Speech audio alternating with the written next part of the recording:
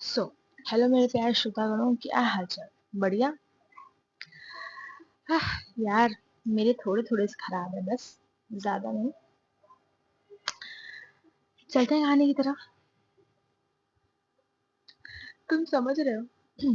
जिस चैनल को मुझे मोनेटाइज करने में थर्ड अटेम्प्ट लगा था, ठीक है, इतने महीनों का इंतजार लगा था, वो फिर से डिमोनेटाइज हो गया।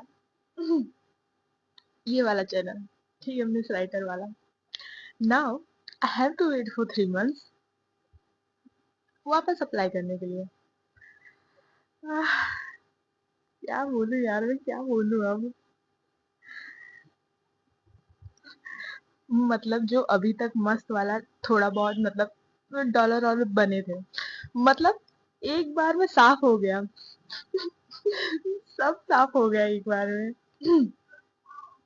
चलो ठीक है, ठीक है। मुश्किलें आती हैं, सॉल्यूशन मिल जाता है, टाइम लगता है, हर चीज में ऑब्वियसली टाइम लगता है। ठीक है, नो डाउट। तुम बार बार फेल होते हो, बार बार खड़े होते हो, एंड ये चीज तो मैं जानती हूँ, इसलिए मुझे उतना मतलब ठीक है। स्ट्राइक आई थी दूसरे चैनल पे, मुझे तो भी उतना नहीं था ही नहीं, मैं तो सोच भी नहीं रही थी, ठीक है ना, छोड़। ये तो चैनल सीधा गया, डिमोनेटाइज हो गया। अब मुझे 3 मंथ्स का वेट करना होगा। चल ठीक है ना, ये भी हो जाएगा। होता है, आता है तुम्हें। You have to face it, ठीक है, हार्डशिप्स को। बट मुझे बुरा कब लग रहा है, सुनो। तुम्हारे जो व्यूज कमा रहे हैं यार, सीरियसली मुझे कब से ऐसा फील हो रहा है कि तुम्हारे सच में व्यूज कमा रहे हैं, एंड वो चीज मुझे हर्ट कर रही है। ठीक है, अरे यार, तुम लोग एटलीस्ट स्टोरी सुनो तो यार, उसके बाद ना अच्छी लगे ना, देन तुम जज करो। तुम सबका ऐसे ही है, तुम एक एपिसोड सुन लेते हो, फिर निकल जाते हो। क्या बोलूं मैं तुमको, क्या बोलूं मैं। सो चलते हैं कहानी की तरफ। तुम एक बार ना सब्सक्राइब और लाइक ये सब भी नहीं करोगे, ठीक है, बट एटलीस्ट सुनो तो। मेरे को तो बस ये है कि तुम बस सुनो भाई, और तुमसे वो भी नहीं हो रहा है। मन तो करता है एक एक कान के लोगों के कान में ईयरबड्स डाल के जबरदस्ती उनको सुनाऊं मैं। सुनो, छोड़ो यार। चलते हैं कहानी की तरफ। वैसे भी तुम पकड़ भी नहीं सकते। क्या बोल रही हूँ मैं यार। ठीक है, लास्ट पार्ट में शिखा जी ने शिवानी को कॉल किया था, एंड उसे एक टाइम लिमिट दी थी, और उसमें शिवानी को आना था। ना, शिवानी जो कार भगाती है, और अब उसे कार आके राजपूत मेंशन में रुकती है। जो डोर है वो हल्के से खुलते हैं, और जो अब उसके हील्स की आवाज आ रही थी, पूरे हॉल में गूंज रही थी। अब सबकी नजर शिवानी पर जाती है। शिवानी राजपूत गॉगल्स लगा के रखा था, जैकेट पहन के रखा था, औरा दिख रहा था।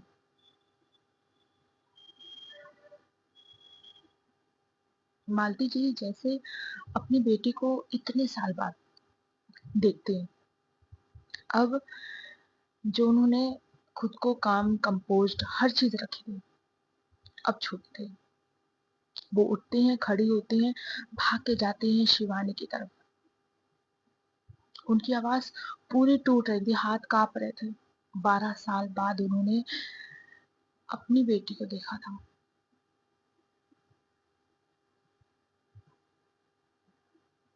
और कांपती हुई आवाज में कहती हैं, बेटा, ठीक ठीक हो ना? और ये कहते हुए वो उसके जवाब का इंतजार भी नहीं करती, और सीधा उन्हें हक कर लेती है, बहुत जोर से। उनकी हाइट थोड़ी कम थी शिवानी से, शिवानी की अच्छी खासी हाइट थी, तो जो उनका सर है वो शिवानी के नेक तक आ रहा था। बट शिवानी ने एक बार भी उनको बैक हग नहीं किया। वो सीधी खड़ी थी, जैसे कोई पत्थर हो, कोई इमोशंस नहीं। और शिवानी जी बस रोए जा रही थी। इस मोमेंट पे रणविजय जी की भी आंखें नम हो गई थी। वो बहुत ही खुद को शांत रखने वाले इंसान थे, बट इस मोमेंट पे वो भी खुद को शांत नहीं रख पाते, वो भी खड़े होते हैं, अपनी बड़ी बेटी की तरफ जाते हैं, आंखों में गिल्ट और दिल में दर्द। शिवानी, और वो अपना एक हाथ बढ़ाते हैं उसकी गालों की तरफ, पर शिवानी मुंह फेर लेती है। आंखों में नफरत साफ, तेज, बहुत ज्यादा दिख रही थी। तभी मालती जी थोड़ा सा पीछे हटती है। उन्हें हटाने की हिम्मत तो शायद शिवानी के अंदर भी नहीं थी कि वो खुद से दूर कर दे उन्हें। नफरत थी बहुत।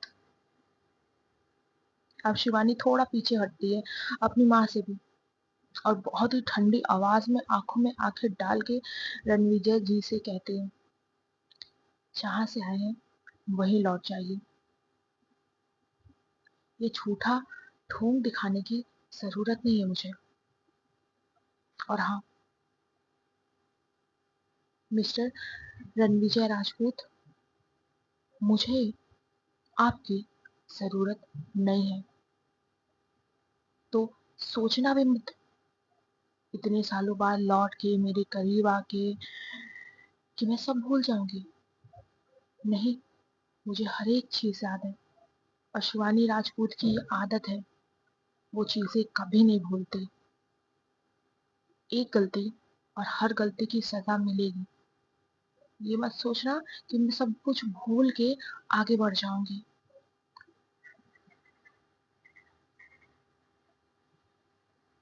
और दिस मोमेंट, रणविजय जी की ना जो आंखें थोड़ी सी झुकती हैं, थोड़ी सी। हम्म, उन्होंने अपनी एक बेटी को बचाने के लिए दूसरी बेटी को छोड़ दिया था 12 साल पहले, और वो बेटी जिसे उन्होंने छोड़ा था वो आज उनके सामने खड़ी है। रणविजय जी कहते हैं, बट हमारी बात तो सुनिए। वो कुछ कह पाते आगे, शिवानी कहती है, अपनी ये नौटंकी कहीं और जाके दिखाई है। तभी मालती जी कहती हैं, आंखों में आंसू लेकर, शिवानी प्लीज। शिवानी ने तो भी उनकी तरफ देखा नहीं। हम्म, वो अपनी माँ से और ज्यादा गुस्सा थी। कहते हैं ना, एक बार पापा का प्यार कम हो सकता है, पर माँ की ममता कैसे कम हो सकती है। हम्म, मालती जी ने उसे क्यों अकेला छोड़ दिया इतने सालों से। वो बिना माँ बाप के थी। क्या गलती थी उसकी? कुछ नहीं। अपनी जिंदगी के 12 साल बिना पेरेंट्स के उसने बिताए, और उसके पेरेंट्स थे फिर भी।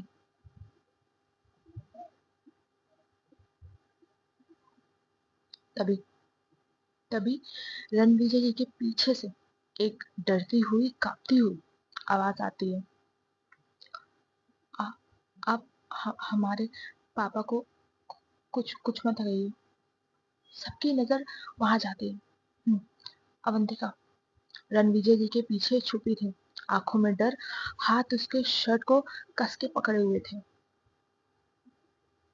शिवानी की नजर जैसे उस पे जाती है, तो एक सेकंड के लिए रुक जाती है, और फिर उसके होठों में एक मुस्कान आती है, और वो धीरे से आगे बढ़ती है, बहुत करीब।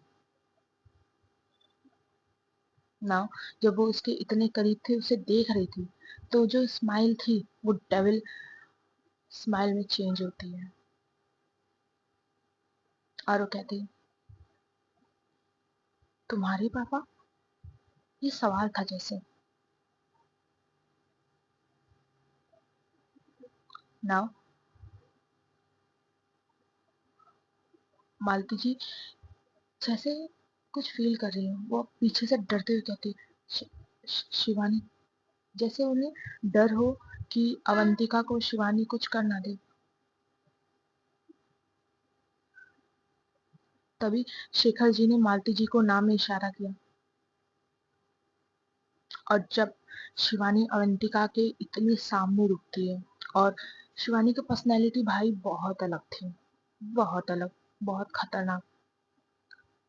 अवंतिका की भी डर के वजह से सांसें जो तेज हो गई थी, वो पीछे कदम बढ़ा रही थी डर से, बट इतनी डर चुकी थी कि कदम पीछे नहीं जा रहे थे और पैर जम चुके थे। वो धीरे से अपनी नजरें उठाती है कि वो देख पाए शिवानी को। उससे पहले ही शिवानी जाती है, उसे गले लगा लेती है। और जो ये हक था वो नॉर्मल नहीं था, बहुत टाइट उसने गले लगाया था। अवंतिका को सांस लेने में थोड़ी सी दिक्कत हो रही थी। शिवानी की पकड़ बहुत टाइट थी और अवंतिका का शरीर इस मोमेंट पे कांप भी रहा था। अवंतिका कुछ कहना तो चाहती थी पर कह नहीं पाती। और यहाँ शिवानी उसके कान के पास झुकती है और धीरे से कहा उसने, वेलकम टू हेल लिटिल बहना। हम्म? और वो जो अवंतिका की आंखें थी ना वो फैल गई। नाउ शिवानी से दूर हटती है और कहती है, तो मेरी छोटी बहना, आपका स्वागत है। शिवानी के चेहरे पे सिर्फ मुस्कान थी, पर बहुत खतरनाक वाली। और शेखर जी अपनी पोती को बहुत अच्छे से जानते थे इतने सालों से, तो ये एक्सप्रेशन भी वो कहीं ना कहीं समझ जाते हैं। नाउ इसके आगे शिवानी एक शब्द नहीं कहती। वो जाती है, सीढ़ियां चढ़ती है अपनी कमरे की तरफ। और यहाँ मालती जी रो रही थी। रणवीर जी सिर्फ खड़े रह गए थे, खुद से नजर मिलाने की हिम्मत नहीं थी।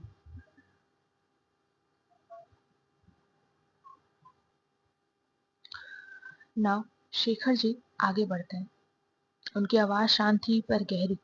और वो कहते हैं, उसे वक्त दो। मालती जी आंसू से आंखों से भरकर कहती हैं, पर पापा, इतनी नफरत। शेखर जी ने सीधा जवाब दिया, guys, I am just so sorry अगर मैंने 12 साल बोला हो। मेरी जबान ना थोड़ी सी आज फिसल रही है, ठीक है, तो चला लेना। 12 नहीं, 14 साल थे, ठीक है। हम्म, शेखर जी ने सीधा जवाब दिया, 14 साल का दर्द है मालती, ये जख्म एक दिन में नहीं भरेगा। और ये कहते हुए शेखर जी ऊपर की तरफ देख रहे थे जहां से शिवानी गई है। वो टूट चुकी थी। खुद को बहुत मुश्किल से उसने संभाला है। तो अब तुम्हें भी उसे मनाना होगा।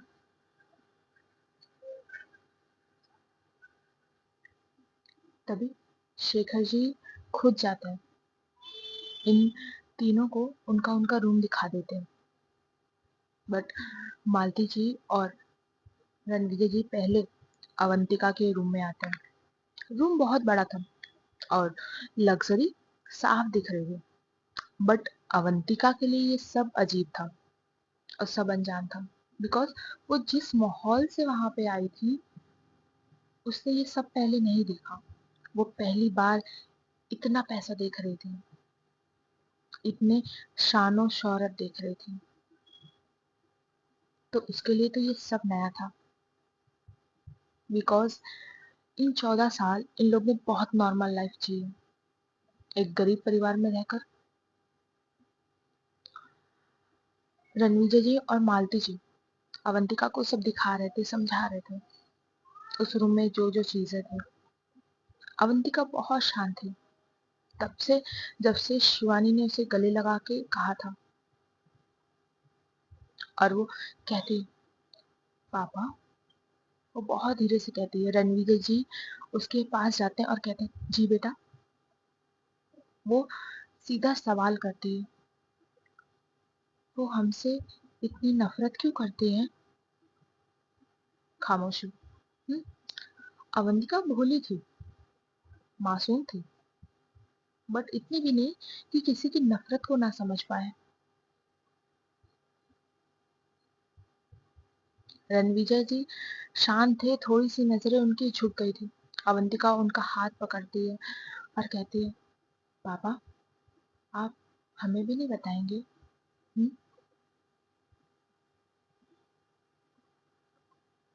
रणविजय जी अपनी बेटी को देखते हैं, जिससे वो बेहद प्यार करते थे, बेहद, जिसके लिए उन्होंने बहुत कुछ छोड़ा था।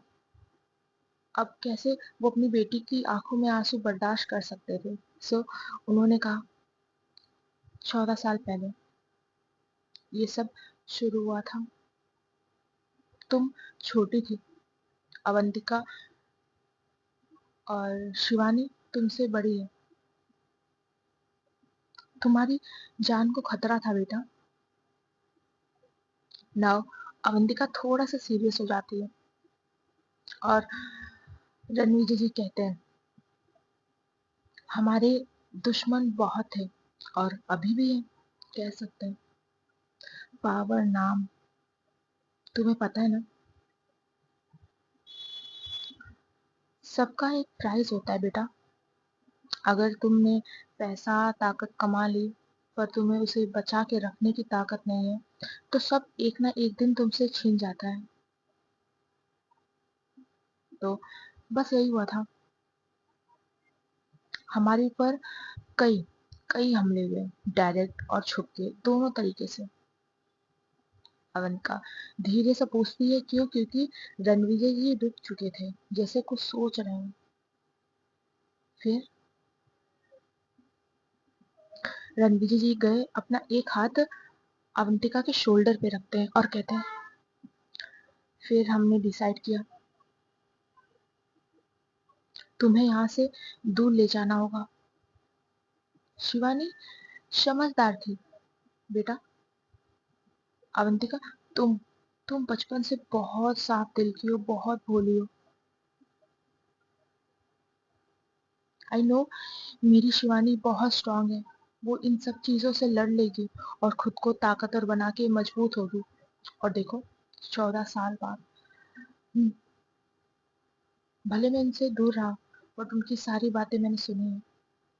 शिवानी स्ट्रांग है, मेरी बेटी स्ट्रांग है।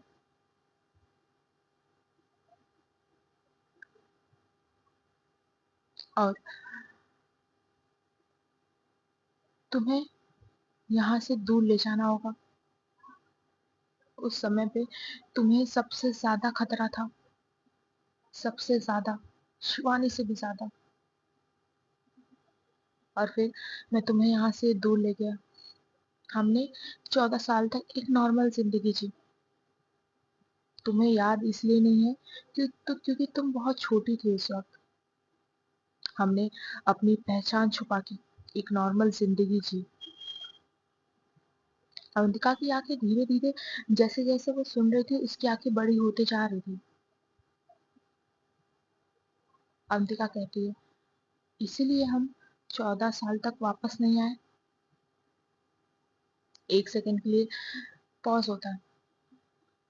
पर अब सवाल। रणविजय जी की आवाज थोड़ी शांत होती है और कहती है, समय आ चुका था वापस लौटने का।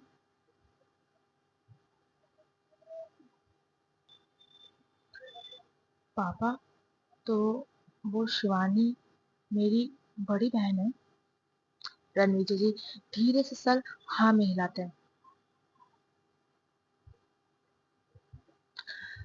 अवंतिका के दिल ना जोर से धड़क रहा था, एक तरफ खुशी, दूसरी तरफ डर, क्योंकि शिवानी की आवाज बहुत ठंडी थी, बहुत ठंडी। वेलकम टू हेल छोटी बहना, वो शब्द भी गूंज रहे थे उसके कानों में।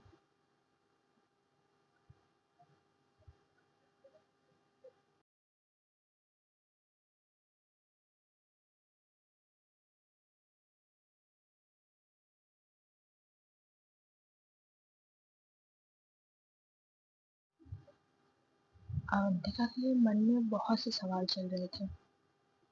उसका गला सूख चुका था। वो धीरे से बोलती है, पर अगर वो मेरी बहन हो तो इतनी नफरत क्यों? रणविजय जी के पास जवाब नहीं था, शायद था, पर वो देना नहीं चाहते थे। वो बस अवंतिका के कंधों पे हाथ रखते और दिलासा देते हुए कहते हैं, सब ठीक हो जाएगा बेटा। उन्होंने बस इतना ही कहा और अवंतिका ने भी ज्यादा सवाल नहीं किए। उसके बाद अवंतिका निकल गई रेस्ट करने के लिए और रणविजय जी भी निकल गए मालती के साथ अपने रूम में।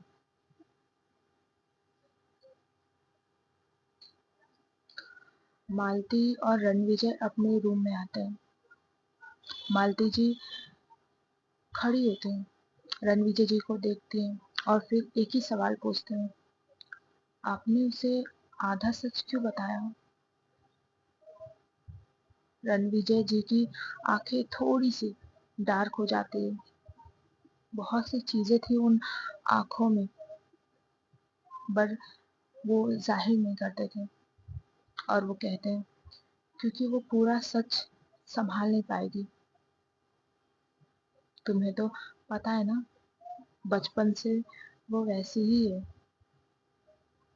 हमारी अवंतिका बहुत प्यारी है, बहुत भोली है। इस दुनियादारी समाज इन सबको समझती नहीं है और अगर उसे थोड़ी सी भी भनक पड़ी कि उसकी वजह से नहीं कह सकते, पर कहीं ना कहीं तो रीजन वही थी जो आज शिवानी ये सब चीजें देख रही है। वो खुद को अवंतिका माफ नहीं कर पाएगी। मालती, हमें चीजें छुपानी होगी। मालती जी कहती हैं, हम तो छुपा लेंगे, अपने बच्चों की भलाई के लिए। पर आपको लगता है शिवानी कभी अवंतिका को माफ कर पाएगी? रणविजय जी कहते हैं, मालती, मुझे नहीं पता आगे जाके क्या होगा क्या नहीं होगा, पर तुम्हें पता है एक बात, समय समय सब भुला देता है। समय एक ऐसी चीज है जो सारे जख्म भरने में मदद करता है और भर देता है। बस समय का इंतजार करो, एक समय आएगा जब इन दोनों के बीच सब ठीक हो जाएगा।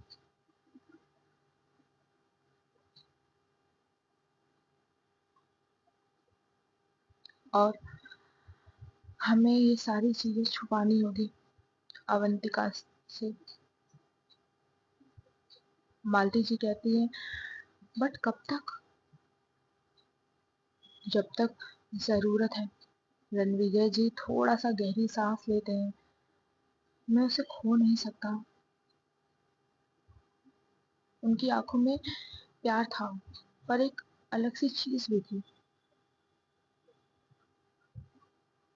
उसके लिए मैं कुछ भी कर सकता हूँ, पर मैं अपनी बेटी को खो नहीं सकता।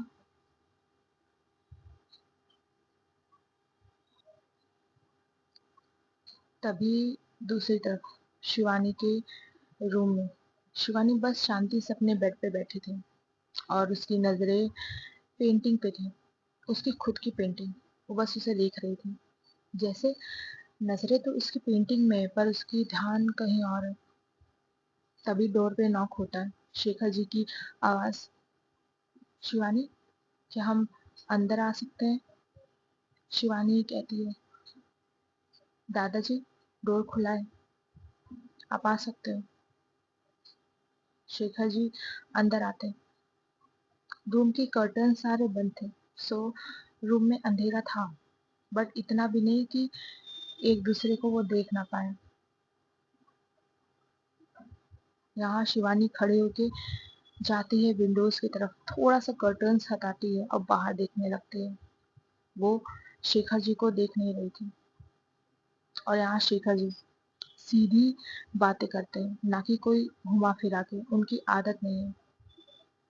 और वो कहते हैं रणविजय नहीं चाहता कि अवंतिका को पूरा सच पता चले, बस इतना। और पूरे रूम में खामोशी छा गई थी।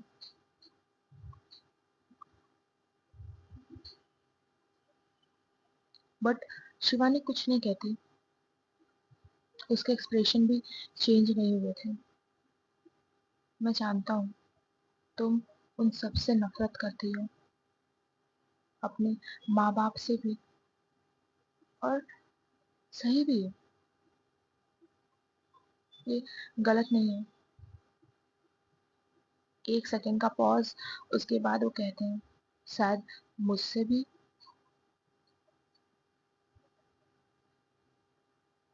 वो जानते थे कि शिवानी जो उनकी तरफ देख नहीं रही है, उसकी दिल में, आंखों में, हर जगह सिर्फ इस वक्त दर्द और आग, ये दोनों ही बची है।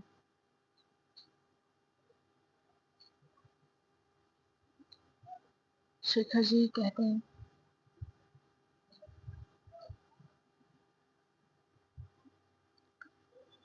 तुम्हें जो करना है करो, तुम्हारे दादाजी तुम्हारे साथ हैं। तुम्हें पता है ना, इस परिवार में अगर किसी से मैं सबसे ज्यादा प्यार करता हूँ तो वो सिर्फ तुम हो। जो भी होगा हम देख लेंगे, बट आप वो करिए जिससे आपको सुकून मिले। शेखर जी ये सब कह के निकल जाते हैं, क्योंकि वो जानते थे उनकी पोती को समय चाहिए ये सब सोचने का।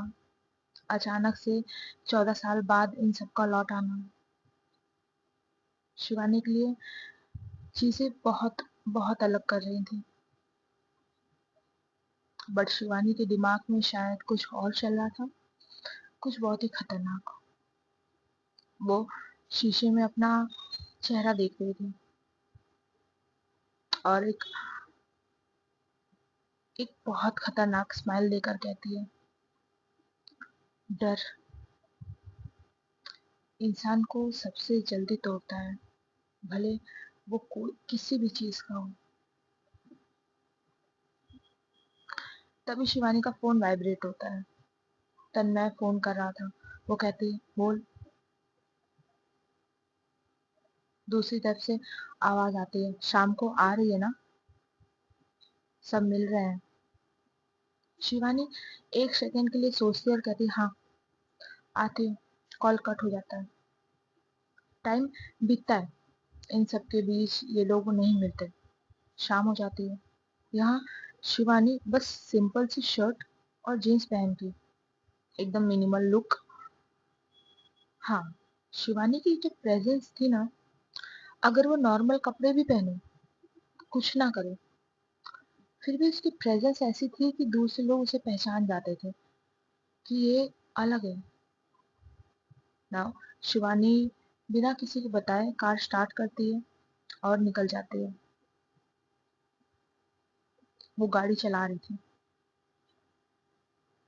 हाईवे पे, पर धीरे धीरे जो शिवानी की आंखें हैं वो बंद हो रही थी। उसका जो विजन है वो पूरा ब्लर हो रहा था। एंड उसकी जो गाड़ी है उसका बैलेंस हिलता है।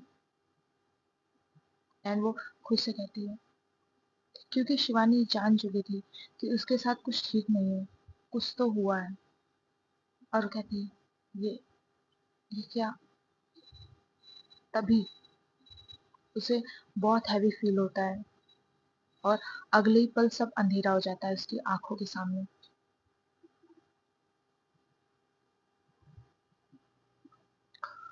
और दूसरी तरफ जो इसके जो शिवानी के शैडो बॉडीगार्ड्स थे वो अब अलर्ट हो गए थे, बिकॉज शेखर जी ने इन्हें शिवानी के पीछे सेफ्टी के लिए लगाया था ये शैडो बॉडीगार्ड्स बहुत ट्रेन थे, बट उनके ही सामने शिवानी गायब हो गई थी, क्योंकि शिवानी का जो लोकेशन था वो लॉस्ट हो चुका था। वो लोग आते हैं फटाफट, शिवानी की गाड़ी एक पेड़ से जाके थोड़ी सी टकरा कर रुक चुकी थी। सो शैडो बॉडीगार्ड्स में से सिर्फ 3 लोग यहाँ थे, और एक बंदा बहुत हट्टा कट्टा लग रहा था कि उसने खुद को बहुत सालों तक ट्रेन किया है, एकदम शार्प फीचर्स। वो तुरंत ऑर्डर देता है इन दोनों को, check the vehicles right now. उसकी आवाज में एक डर था। वो जाते हैं, कार को चेक करते हैं, कार खाली थी, अंदर शिवानी थी ही नहीं। 1 सेकंड का साइलेंस, और वो आदमी कहता है, सर को कॉल करो, अभी के अभी। शेखर जी जो अपने रूम में बैठे थे, लैपटॉप में काम कर रहे थे, तभी कॉल आता है।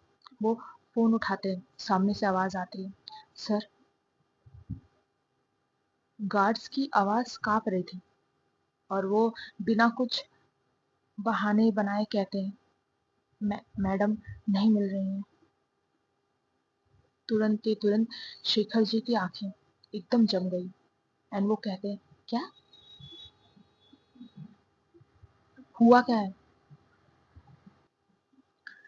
तभी हेड बॉडीगार्ड बताता है कि क्या क्या हुआ था, और वो कहता है लास्ट में, सर लगता है किडनैप हो चुकी है मैम। 1 सेकेंड, 1 सेकेंड के लिए शेखर जी के चेहरे पर डर आया, पर तुरंत तुरंत वो गायब भी हो गया। हम्म, पोते की फिक्र तो उन्हें थी, और डर भी था, बट उनके पास इतना पावर कंट्रोल बहुत था। वो जानते थे उनका एक कदम और उनकी पोती को कोई कुछ कर नहीं सकता। वो कहते हैं, लोकेशन। बॉडीगार्ड कहता है, सर ट्रेस कर रहे हैं। शेखर जी खड़े होते हैं, उनकी आवाज बहुत कड़क थी, और वो कहते हैं, पूरे सिस्टम को एक्टिवेट करो, पुलिस, इंटेलिजेंस, सब। तुम्हें जो करना है करो, मुझे मेरी पोती चाहिए आधे घंटे के अंदर। समझ में आया?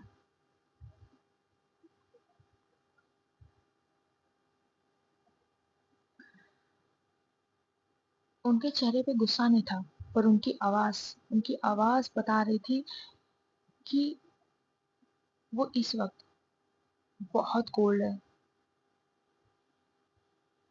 और वो कहते हैं, अगर उसे एक खरोच भी आई तो पूरे शहर में जला दूंगा, और स्पेशली तुम तीनों को मैं छोड़ूंगा नहीं, खत्म कर दूंगा।